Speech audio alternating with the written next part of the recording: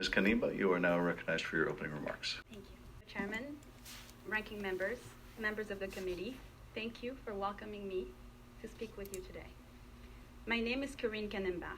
I am the youngest of 6 children of Tatiana and Paul Rusesabagina, and I am an American citizen. The United States welcomed my family when we sought refuge, and we found safety and security within its borders.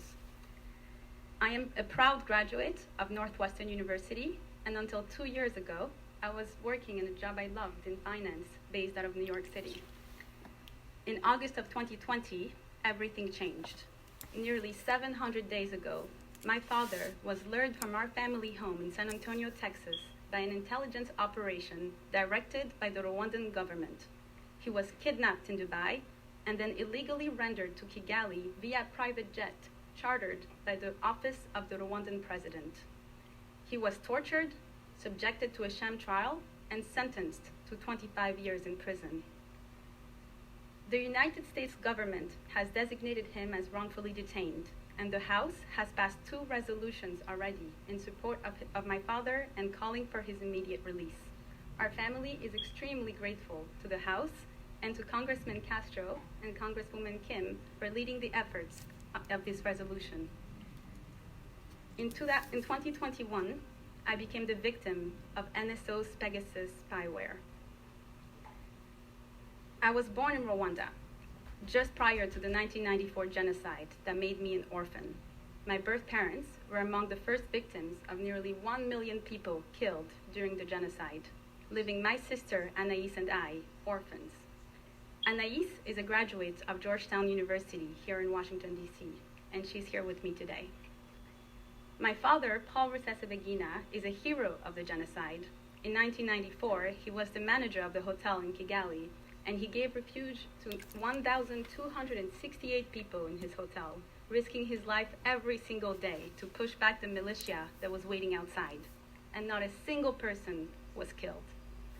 Once the killings finally ended, my adoptive parents, Tatiana and Paul, heard that our parents had been killed, and they searched for Anaïs and I, found us in a refugee camp, raised us, and loved us as their own, along with my new brothers and sisters, Lise, Roger, Diane, and Tresor. My mother, Tatiana, is here with us today.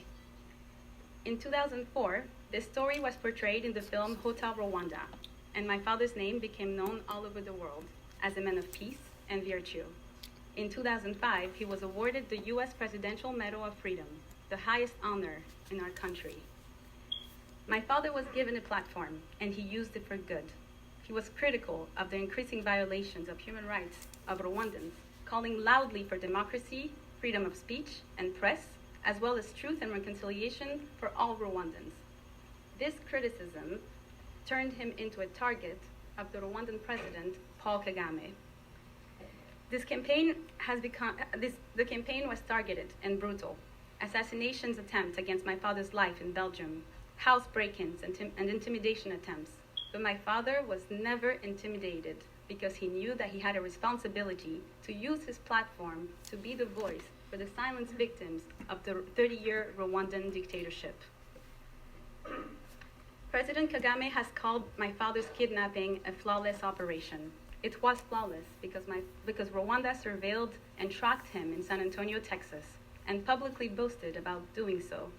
With the passage of the Robert Levinson Act of 2020, we hope that the new measures, like sanctions and denial of entry into the United States, will help prevent other families, American families, from being targeted like us. In February 2021, I was contacted by a collective of journalists called Forbidden Stories, working with Amnesty International and Citizen Lab on the Pegasus project. Their research on Rwanda and Pegasus gave them reasons to believe that I was being spied on. They asked to conduct forensics analysis on my phone, and I agreed. It was then discovered that that Pegasus surveillance had been used to target me. I was mortified, and I am terrified. The forensics reports have been presented to this committee, and they show that the spyware was triggered as I walked in with my mom into a meeting with the Belgian Minister of Foreign Affairs. It was active during the calls with the U.S. Presidential Envoy for Hostage Affairs team and the U.S. State Department, as well as U.S. human rights groups. This surveillance is illegal under US law, and it allowed the Rwandan government to stay a step ahead as we fought to keep our father alive. I am told that my surveillance would cost the Rwandan government millions of dollars. Rwanda is the third most aid-dependent country in the world. Foreign aid makes up to 70% of national expenditure, and the US provided $160 million in aid to Rwanda last year. All of you, members of Congress, and American taxpayers themselves deserve to know how the government of Rwanda is spending humanitarian aid. Then 2 months ago, Citizen Lab also discovered that my cousin Jean-Paul Ntunzelumva's phone had been infected. Jean-Paul and I live in the same house. Now 2 phones in the same household being targeted by the same software, by the same repressive regime. I am frightened by what the Rwandan government will do to me and my family next. It keeps me awake that they knew everything I was doing, where I was, who I was speaking with, my private thoughts and actions at any moment they wanted. Unless there are consequences for countries and their enablers which abuse this technology, none of us are safe. Thank you for letting me share my story and the story of my father, Paul Rusesabagina. I hope that if you find it useful in considering how to regulate the type of tools used to target my family and my father. I promise you all that we will not stop advocating for him until he's home. Thank you. Thank you, Ms. Kanemba, for a very powerful testimony. I deeply regret what you've gone through, what your father's going through, what your whole family has experienced, and very much appreciate your willingness to come in and speak with us today. I will now recognize myself as we begin the question period. Let me start, Mr. Huntley, by asking you about the zero-click exploits. How common are they? Do we have any idea? And is there anything that individual users, consumers can do to protect themselves from these exploits? The discovery of these exploits is actually fairly rare. And it's maybe open to debate about is that, like, how common they are. We do believe they are very rare. There was as we said, this was one of the most sophisticated exploits we've ever seen, but the full scope of the problem is unclear. One of the challenges with such sophisticated exploits is that there is no sign. So if it's being used in a limited way, then we do not have the visibility of what's happening. We do believe that what users can do is actually also very limited as well. Like, our approach inside Google very much is that we want to make it a lot harder to do these zero-day exploits. When we say zero-day exploits, we mean these exploits where there is no patch available and no protection in the platform, so the user is vulnerable. So when my team discovers a zero-day exploit in the wild, we give the manufacturer or ourselves 7 days to fix it, and we fix it very quickly.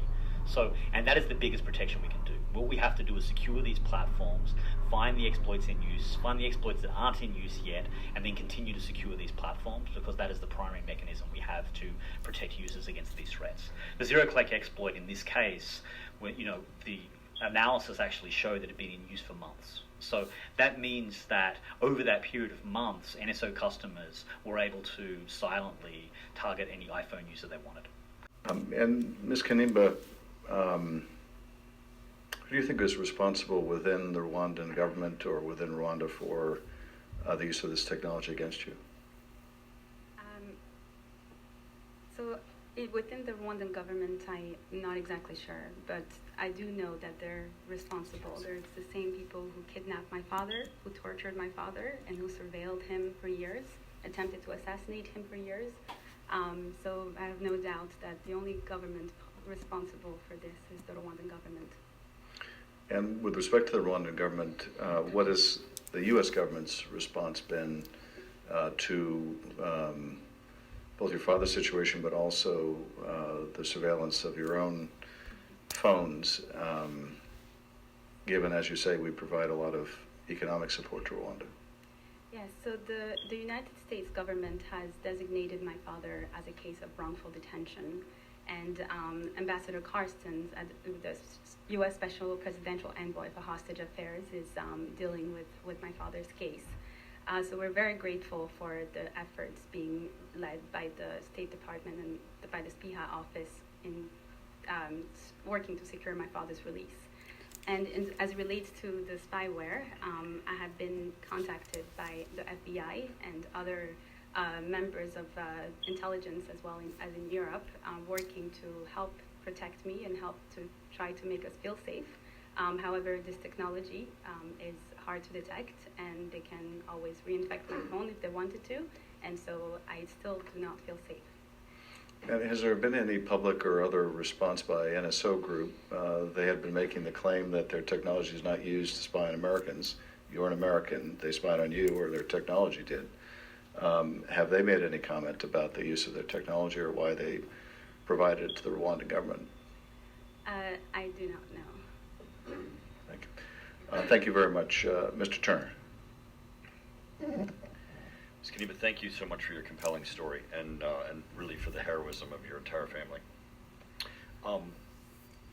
You talked about when you were having conversations with the U.S. government on the issues of your father and logistics and the fact that, and your angst of that those conversations and communications would become compromised. And I'd like you to speak to that for a moment because it really shows the expansive net that this type of spyware casts in that by infecting those who are interfacing even with our government itself, as you were relating, it makes it even a greater threat to you and your family as anyone even tries to help you. Speak a moment about how those communications, even the issues that were, you have the private aspect of your life, you have the aspect of family safety, but even as you worked to try to make your family more safe, you were still vulnerable. Yes, thank you for this question. So it's been 699 days specifically that my father was kidnapped. And from the first day that we learned that he was in Rwanda, my entire family stopped what we were doing and have been working very hard to try to get my father back home.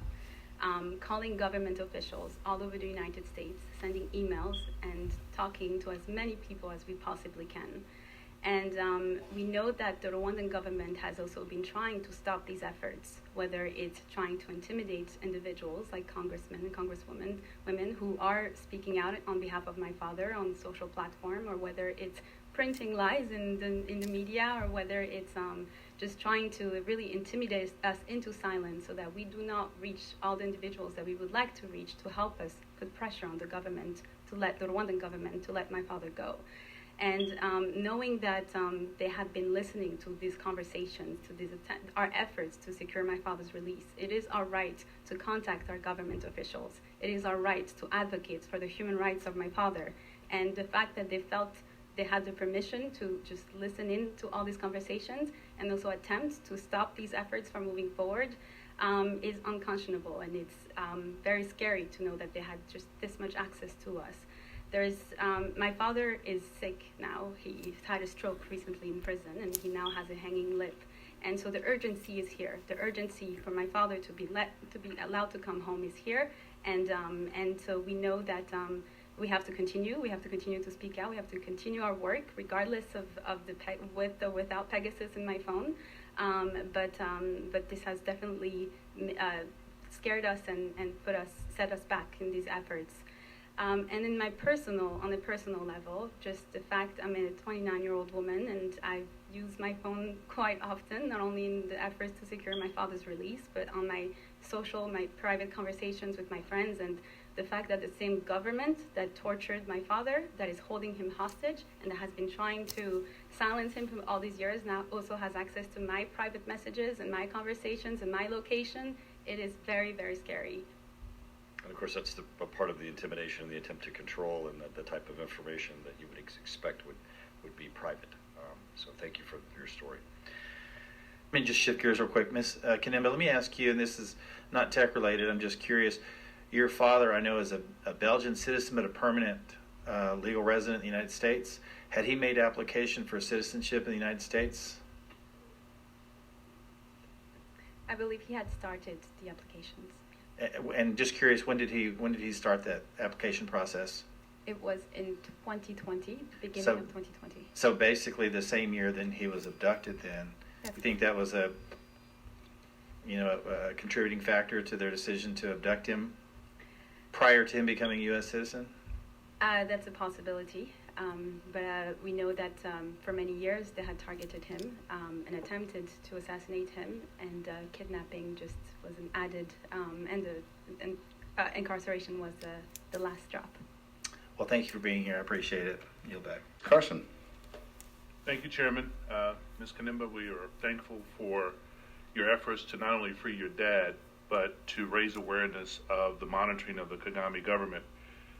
In America, we at least try to walk the fine line between providing for the security and safety of our citizens, but not impeding on anyone's First Amendment rights. What is your perspective, ma'am, on the monitoring of domestic terrorists intent on harming us versus those like yourself who are fighting for human rights? I'm sorry, can you repeat the question? What is your perspective on monitoring and tracking domestic terrorists intent on causing harm to people in a traditional context versus those like yourself who are fighting for basic human rights? So my story has just, my experience has been about, of course, standing up for the human rights of my father. I am not an expert in policy. I am an expert in what has happened to my father in following it. What I know is that Americans need to feel safe. We need to feel safe in our country. We need to feel safe when we travel. And the spywares like the NSO's Pegasus spywares are not something that is not something that has helped me feel safe, at least knowing that the Rwandan government and the repressive regime is able to get their hands on this software and use it against us is scary. However, in terms of how to monitor security in the United States, I wouldn't be able to advise on this. Well, thank you. Mr. Railton, what is your perspective, sir, on other news? Representative Spear. Thank you, Mr. Chairman. Thank you all for your testimony. Ms. Kanemba, your testimony was riveting, and we need to take action to get your father out of prison. And I would concur with Mr. Himes. I think recalling the funds of foreign aid would be a good step in that direction. You are a U.S. citizen, correct? That's correct. And yet you were, in fact, spied on, and NSO says that they do not spy on U.S. citizens. Mr. Scott Railton, in the course of your research, have you identified additional American citizens or U.S. government officials infected by Pegasus or another company's spyware? And Ms. Kanemba, the USO group claims that their software was sold to countries like Rwanda for law enforcement purposes. Given the Kagame regime's abysmal record on human rights and the rule of law, do you think the NSO group could seriously have believed that the Rwandan government wouldn't abuse this software, or is it just a convenient excuse? Thank you very much, Congressman, and thank you so much for all the work that you have done with our family to help save our father's life. I believe that the NSO group must not be telling the truth about Rwanda and its use of the software. Rwanda is reported as having, many reports have been written about Rwanda's human rights abuses by the United States, by human rights organizations, and by many people across the world, including victims like ourselves. And so it is a known fact that the Rwandan government perpetrates these abuses internationally. And most recently, the Freedom House released a report on transnational repression detailing how the Rwandan government perpetrates transnational repression on U.S. soil. So I believe the NSO group must know this. Thank you. But and I want to add my my thanks and admiration for Ms. Kanemba. Your story is extraordinary, and we're all proud of you. And I want to ask you what actions, if any, the U.S. government is not taking that you'd like it to take? So I just want my father home. I hope the U.S. government will do everything possible to bring him home before it's too late. Thank you. Fair enough.